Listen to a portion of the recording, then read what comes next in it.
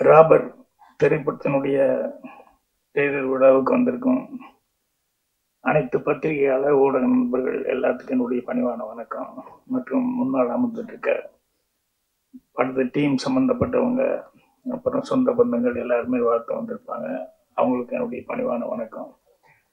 மேல இருக்கிற என்னுடைய திரையுலகை சேர்ந்த அனைத்து மரியாதைக்குரியவர்களுக்கும் என்னுடைய பணிவான வணக்கத்தை தெரிவிச்சுக்கிறேன். முதல்ல சக்தி ஃபிலிம் ஃபேக்டரி அவருக்கு தான் நன்றி சொல்லணும். ஏன்னா படம் எடுக்கிறது பெருசு இல்லை, அந்த படத்தை வெளியே கொண்டு வர்றதுக்கு ஒரு பேக் போன் மாதிரி இருந்து சப்போர்ட் பண்ணோம். ஸோ அவர் இந்த படத்துக்கு அதை செஞ்சுருக்காரு. ஸோ முதல் தயாரிப்பாளருக்கு அவர் இந்த அளவுக்கு செஞ்சது எனக்கு ரொம்ப சந்தோஷமா இருக்கு. அவருக்கு நன்றி தெரிவிச்சுக்கிறேன். என்னை விட சாந்தனுக்கு தான் நல்ல பழக்கம். அவர் நான் எங்கேயாவது இப்படி ஃபங்க்ஷனில் தான் பார்த்துக்கிறேன், மற்றபடி சாந்தன் தான் கோயம்புத்தூரில் அப்பப்போ மீட் பண்ணி உட்காந்து. அதுக்கப்புறம் கவிதையிலேருந்து ஆரம்பிக்கணும். கவிதை எனக்கு உண்மையிலேயே ஆச்சரியமா இருந்தது. என்னன்னா அவர் தமிழ் நான் எப்பவுமே ரொம்ப ரசிச்சு கவிதை எப்போ தொகுத்து தொடங்கினாலும் அதை சொல்லிக்கிட்டே இருப்பேன். எல்லா இதுலேயும் நம்மகிட்ட இல்லாத ஒன்று ரொம்ப சிறப்பாக அவங்க பேசுகிறாங்க, அவ்வளோ இலக்கணம் சுத்தமாக தமிழை உச்சரிக்கிறாங்க அப்படின்னு சொல்லிட்டு. எனக்கு இந்த படத்துக்கு அவங்க தயாரிப்பாளர் அப்படிங்கிறது எனக்கு உண்மையிலே அவங்க சொல்கிற வரைக்கும் எனக்கு ஒன்றும் புரியல. அப்படி இங்கே வந்ததுக்கப்புறம் தான் நிறையா ஏற்கனவே ஷார்ட் ஃபில்ம் எல்லாம் வேறு எடுத்திருக்காங்க அப்படின்னு சொல்லி. ஸோ சின்ன மீன் போட்டெல்லாம் படம் பார்த்துட்டு தான் அதுக்கப்புறம் கமர்ஷியலாக படமே பண்ணலாம் அப்படின்னு முடிவு வந்திருக்காங்க.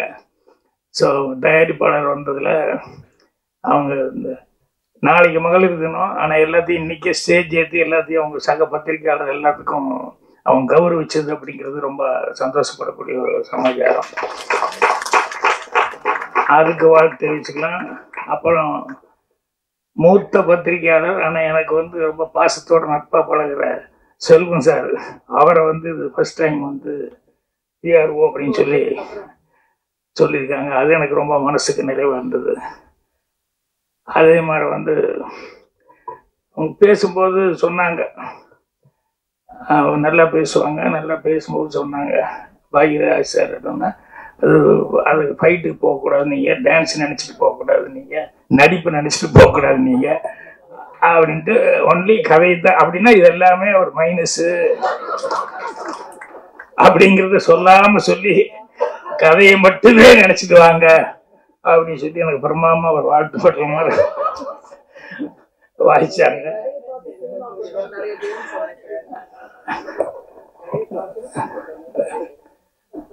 ரொம்ப சந்தோஷமா இருந்தது அவங்க சொல்லும் போது. சரி பரவாயில்ல, அவங்க ஒரு தயாரிப்பாளராகி நமக்கு ஒரு நல்ல மரியாதையா வருது. அப்புறம் இவ்வளவு நேரம் வரைக்கும் இந்த ஃபங்க்ஷன் போகும்னு நான் நினைக்கல. ஏன்னா அவங்க 3 மணிக்கே அதே கஷ்டம், தேட்டர் கிடைக்காது, அடுத்தடுத்து புக் பண்ணியிருக்காங்க அப்படின்னா. அப்புறம் நானும் பார்த்துக்கிட்டே இருக்கிறேன், எப்படா இன்னும் அடுத்தது யாரோ கூப்பிடுவாங்களே, லைட்டாக பண்ணுறது அது இதெல்லாம் நடக்க, அடுத்த ஆளுக்கு வேற உள்ளே வந்துடுவாங்களே அப்படின்னு சொல்லிட்டு அது அப்படியே போயிட்டே இருந்து. சரி பரவாயில்ல, ஏதோ கேட்டு வாங்கிட்டாங்க உங்களுக்கு சந்தர்ப்பம் அப்படின்னு சொல்லிட்டு. அதே மாதிரி இந்த இன்னொருத்தருக்கு வாழ்த்து சொல்லணும், சாருக்கு வாழ்த்து சொல்ல மாதிரி ரீஎன்ட்ரி ரொம்ப அவர்கள் அது தானு சார் சொல்லிட்டு போனாரு, ரெடியா இருக்கிறேன், நானெல்லாம் ரெடியா இருக்கிறேன் வாங்க. அந்த மாதிரி இந்த படம் அவங்களுக்கு எல்லாருமே இவ்வளவு தூரம் ஒத்துழைப்பு கொடுத்து பண்றதுக்கு அவங்க கேரக்டர் அதுதான் ரொம்ப முக்கியம்.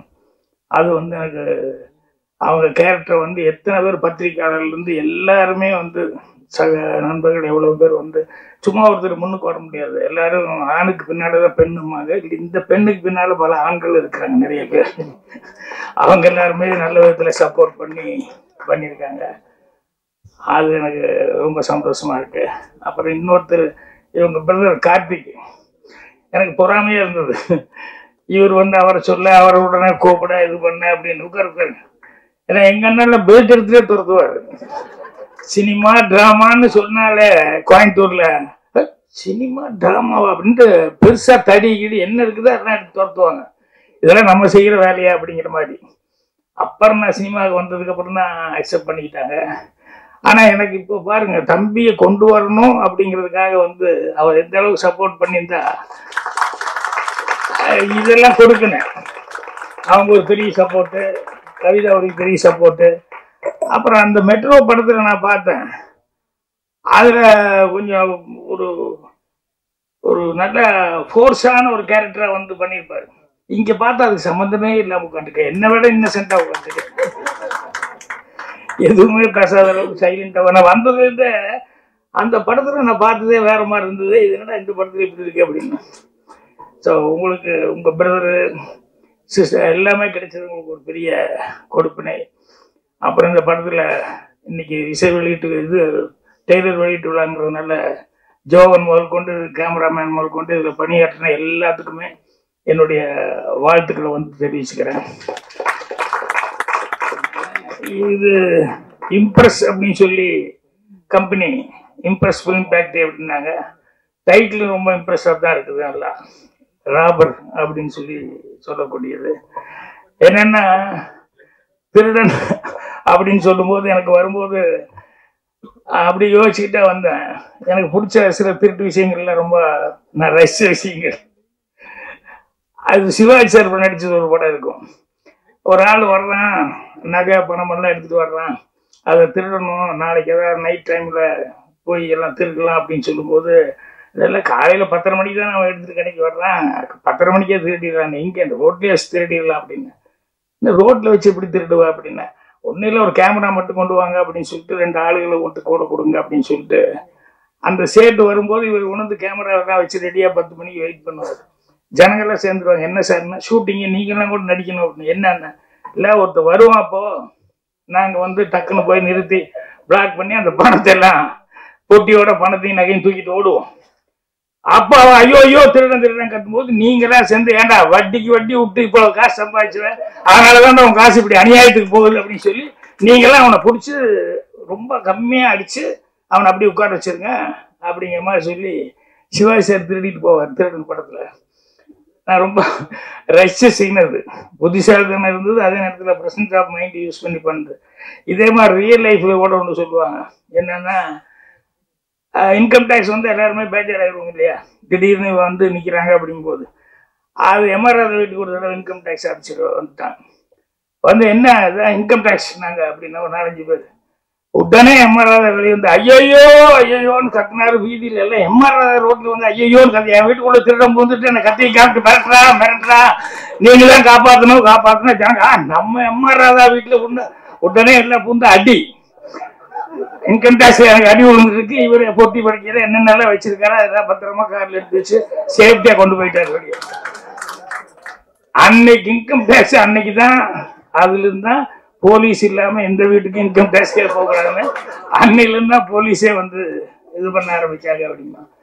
அந்த மாதிரி திருடர்கள் அப்படின்னு சொன்னோம்னா அதுக்கு ஒரு பிரெயின் வேணும், வித்தியாசமா என்ன திருடலாம் அப்படின்னு சொல்லிட்டு. அப்ப நானே நினைச்சு பார்த்துக்குவேன். என்னன்னா இந்த முதல்ல திருடுறவன் வந்து அவன் கெட்டிக்காரத்தனம், என்ன எவ்வளவு சேஃப்டியா வைக்க முடியுமோ எல்லாமே சேஃப்டியா வச்சிருப்பாங்க.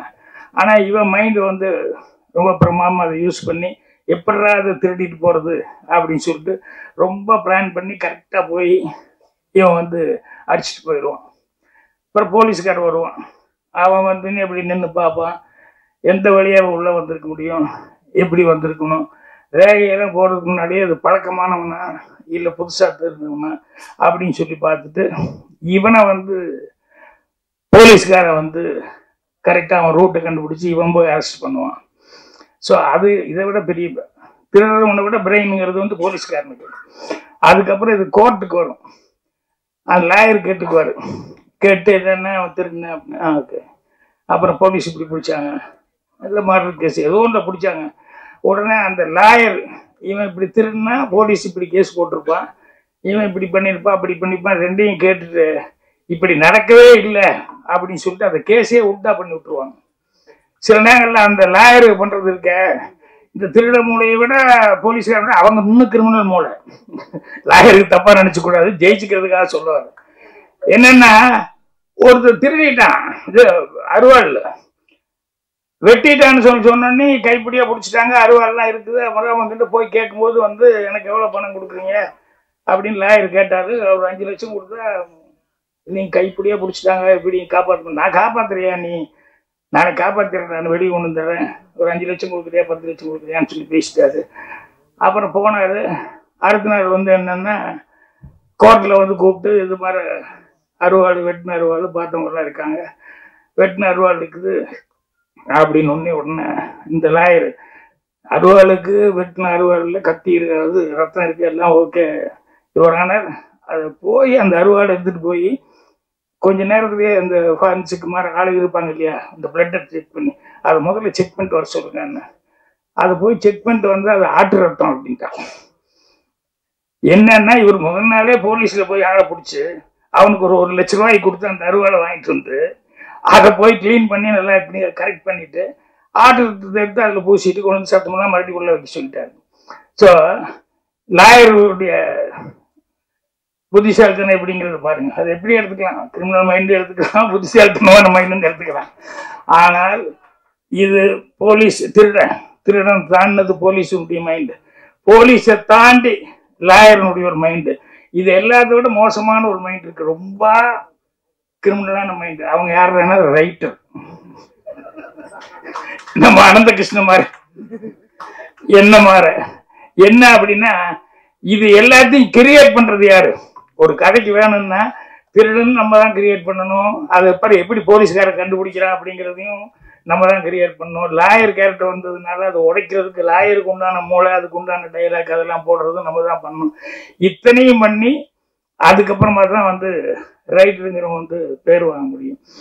ஸோ சினிமாவில் வந்து ரைட்டர் அப்படின்னு சொல்லும்போது அனந்த கிருஷ்ணன் அவர்கள் அந்த ஃபர்ஸ்ட் படம் அது பார்த்தேன். அதில் வந்து அந்த கிரைம் நான் எடுக்கிற படம் வேறு, நான் பார்க்குற படம் வேறு. என் லைப்ரரிக்காரனை சொல்லுவான் பூர்ணிமா கிட்ட, எங்கள் சம்மந்தமே இல்லை சார், எப்போ பாரு கத்தி துப்பாக்கி இது இருக்கிற படமாக எடுத்துகிட்டு போகிறாரு, ஆனால் அவர் எடுக்கிற படத்தில் அதெல்லாம் வர்றதே இல்லையே அப்படின்ட்டு. எனக்கு சினிமா பார்க்குறதுன்னா ஃபைட்டு இதெல்லாம் இருந்தால் தான் எனக்கு பிடிக்கும். ஸோ அந்த மாதிரி நான் படம் பார்க்குறேன். ஆனால் இவர் அனந்த கிருஷ்ணன் அந்த ஃபர்ஸ்ட் படம் செய்யும் போது பார்த்தா அதில் வந்து பிளானிங்கு அதெல்லாம் பண்ணுறது, அதை எப்படி கண்டுபிடிக்கிறாங்க அப்படிங்கிறதெல்லாம் வந்து ரொம்ப அழகாக பண்ணியிருந்தாரு. இப்போ சினிமாவில் வந்து ஒரே ஒரு விஷயம்தான், ஒன்று ஏதாவது புதுசாக ஒரு விஷயம் சொல்லணும், இல்லைன்னா சொல்கிற விஷயம் வந்து சொல்கிற விதம் இருக்குல்ல அது புதுசாக இருக்கணும். இந்த ரெண்டில் ஏதாவது ஒன்று இருக்கணும். இது விட்டு வேற ஒன்றும் பண்ணவே முடியாது. ஸோ புதுசாக கிடைக்கலன்னா கூட சொல்கிற விதம் வந்து புதுசாக இருக்கிற மாதிரி பார்த்துக்கணும். ஸோ அவர் இந்த மெட்ரோ படத்தில் வந்து அவருடைய அந்த ஸ்கிரிப்டில் வந்து அவன் எப்படி திருடுறான், அதை எப்படி ஃபாலோ பண்ணுறாங்க, எப்படி பிடிக்கிறாங்க அப்படிங்கிறது. அப்புறம் அதுக்கு நடுவுலேயே லாஸ்ட் அந்த சென்டிமெண்ட் வந்து வச்சுருந்தாங்க, இந்த மதர் அந்த சென்டிமெண்ட் வச்சு, அப்புறம் பிரதருக்கும் அவருக்கும் இருக்கக்கூடிய அந்த இது. ஸோ என்னென்ன எமோஷன் கொண்டு வர முடியுமோ ஆனந்த கிருஷ்ணன் வந்து ரொம்ப அழகாக அதை பண்ணியிருந்தாரு. நான் ஃபோன் பண்ணி பேசினேன்னு நினைக்கிறேன், இல்லை ஆமாம், ஆளை இப்போ தான் பார்க்குறேன் நான். ஆனால் படம் பார்த்துட்டு ரொம்ப நல்லா இருக்கு அப்படின்னு சொல்லிட்டு அப்போவே நான் ஃபோன் பண்ணி பேசினேன். ஸோ இதில் வந்து இப்போ ராபர் அப்படின்னு சொல்லி டைட்டில் வச்சிருக்காருங்க போது நிச்சயமாக நிறைய ராபர் சம்மந்தப்பட்ட விஷயங்கள்ல அதில் என்னென்னா சுவாரஸ்யம் வந்து அதிகமாக இருக்கும். ஏன்னா இந்த திருடுறவன் எப்படி திருடுறான் அப்படிங்கிறது, போலீஸ்காரன் எப்படி போய் பிடிக்கிறான் அப்படிங்கிறது எல்லாமே அது மூளைக்கு வந்து வேலை கொடுக்குற மாதிரி அந்த கிரைமில் வந்து எதுவுமே நல்லா இருக்கும். ஸோ இந்த படம் ராபர் அப்படின்னு சொல்லி இந்த டைட்டில் வந்து ஒன்றுமே எனக்கு ஸ்கிரிப்ட் வந்து வித்தியாசமாக பண்ணியிருப்பார் அப்படின்ட்டு. அதுக்கப்புறம் அனந்த கிருஷ்ணனுக்கு ஸ்பெஷலாக ஒரு நன்றி சொல்லணும். என்னன்னா அவருடைய அசிஸ்டண்ட்டுக்கு படம் கொடுத்து இந்த படத்தை டைரக்ட் பண்ணி வச்சிருக்காரு.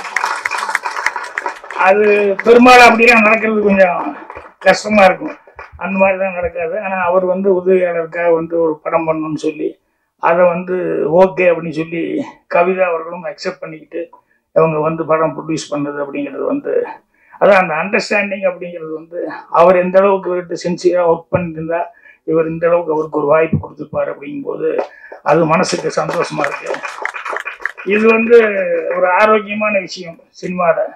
இப்போ நானே வந்து பார்த்திபன் தான் நான் தான் பூஜை போட்டேன் ஃபர்ஸ்ட்டு. அப்புறம் வேறு சில காரணங்கள்னால படம் வந்து செய்ய முடியாமல் போச்சு. அப்புறம் பார்த்திபனுக்கு அப்புறம் பாண்டியராஜனே என்னோட பேனரில் வந்து அவனும் நானே ஸ்கிரிப்ட் எழுதி கொடுத்தேன். ஒரு 2-3 படம் பார்த்திபன், தாய் குடும்பமே, கபடி இதெல்லாம் வந்து எப்போ சும்மா இருக்கும்போது யோசிச்சு வைப்போம். அப்புறம் கொஞ்சம் தள்ளி வந்துருச்சுன்னு வச்சுக்கோங்களேன், இனி போய் நம்ம லவ் பண்ணிட்டு இருந்தால் நல்லா இருக்காது. இந்த ஒரு ஏஜ் தாண்டியாச்சுன்னா இப்பவும் போய் லவ்னு சொல்லிட்டு தான் நல்லா இருக்காது அப்படின்னு சொல்லும்போது, அப்போ பாண்டியராஜன் இவங்கெல்லாம் வரும்போது சரி இந்த கதை நீ பண்ணுறா இது நல்லா வரும் அப்படிங்கிற மாதிரி சொல்லி இது பண்ணுவேன். ஸோ அந்த மாதிரி அசிஸ்டண்ட்டுக்குள்ளே ஒரு நல்ல அண்டர்ஸ்டாண்டிங் அப்படிங்கிறது வந்து இருக்கணும் டைரக்டருக்கு அசிஸ்டண்ட்டுக்குள்ளே. ஸோ இந்த ஸ்கிரிப்டை பொறுத்த வரைக்கும் அவர் வந்து தன்னுடைய அசிஸ்டண்ட்டுக்காக வந்து ஒரு படத்தை பண்ணி அவரே வந்து சான்ஸ் கொடுத்து மட்டும் இல்லாமல் அவரே ப்ரொடியூஸ் பண்ணியிருக்காகும் போது எந்த அளவுக்கு அவர் நம்பிக்கை வச்சிருக்காரு அப்படிங்கிறது ரொம்ப ரொம்ப சந்தோஷமா இருக்கு. ஸோ கவிதா அவர்களுக்கும் சரி, ஆனந்த கிருஷ்ணன் அவர்களுக்கும் சரி, தயாரிப்பாளரும் அவங்க தயாரிப்பாளருக்கு மட்டும் அவங்க சக்ஸஸ் ஆகணும். அவங்க குடும்பத்தில் எல்லாருமே வந்து வாழ்த்து சொன்னதுங்கிறது ரொம்ப சந்தோஷமா இருக்குது. ஸோ படத்தினுடைய வெற்றி விழாவில் மீண்டும் எல்லா அந்த குடும்ப சகிதமாக எல்லாருமே கலந்துக்கிட்டு இதே சந்தோஷத்தை பகிர்ந்துக்கணும்னு சொல்லி என்னுடைய வாழ்த்துக்கள் தெரிவிச்சுக்கிறேன். நன்றி, வணக்கம்.